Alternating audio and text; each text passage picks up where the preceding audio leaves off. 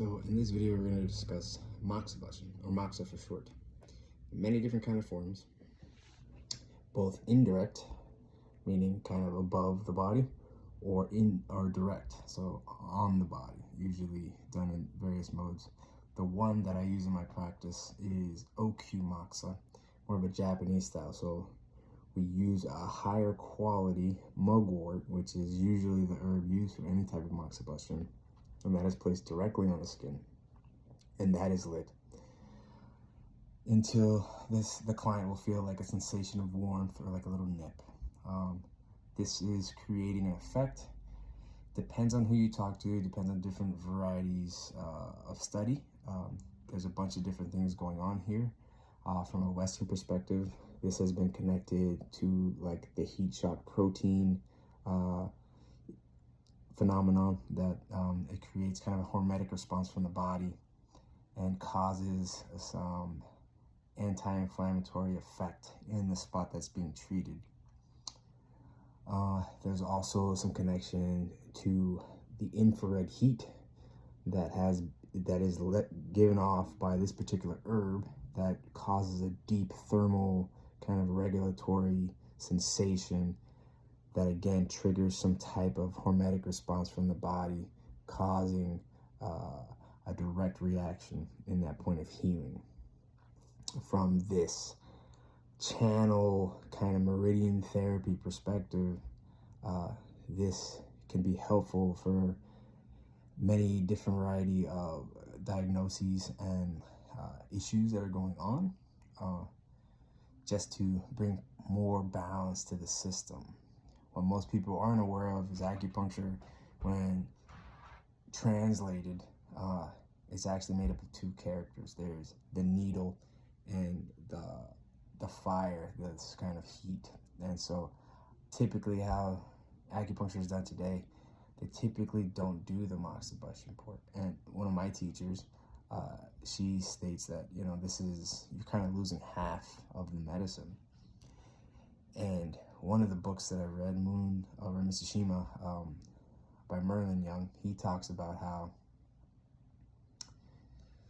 some of the ancient texts actually describe many of the acupuncture points as being more for Moxibustion before they were used as needles. So a lot of these points, meaning that you have probably gotten in acupuncture, actually come or have better use as a Moxibustion point. And typically most people have never even had Moxibustion. If they have, they've had a more indirect version. So either the therapist was like floating a big stinky stick of Moxa over a point, or using the Moxibustion on the needle, or kind of like a salt Moxa where they place it over the belly button. And that's another one.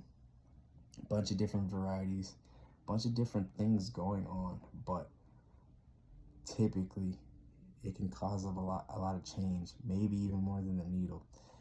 This particularly works well with folks who maybe are very sensitive to an acupuncture needle, and I've seen it cause effects and change pretty fast when the needle itself isn't able to cause as much of an effect. And again, like I said, you can think of the acupuncture needle as working through one pathway, and this Moxabustion working on another pathway. And if you haven't tried it,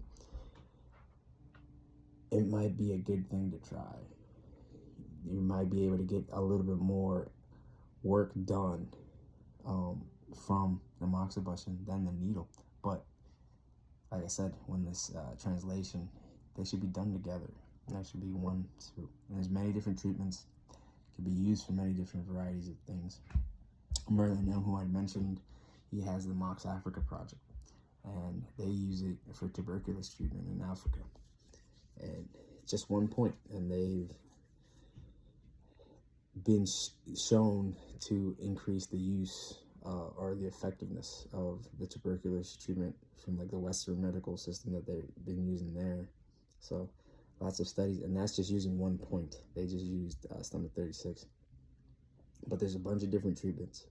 I, in this clinic, use it as a good way to really calm people too, if they're having a lot of anxiety and stress, there is a protocol done on the back that can be very relaxing. And you would think that lighting people on fire or lighting something, a substance on the back, could be kind of extra eliciting response, but just like as my teacher says, it usually causes people to really relax, and snoring is evident, and they will conk out pretty easily. So if you haven't tried Moxibustion, it's not a very scary thing, and it can be very, very helpful. So hopefully that gives you a little insight of what it is, and I'll give a little example of what it will look like here. So yeah, not as crazy as it sounds. Take a little bit of salve, dab it on the point I'm going to be using. Take the mugwort, pinch off a bit, put that on the point that I'm going to use. This is an incense stick that gets lit.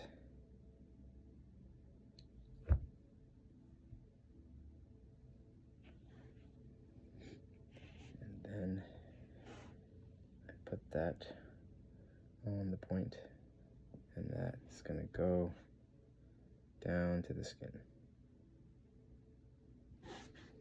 That's it.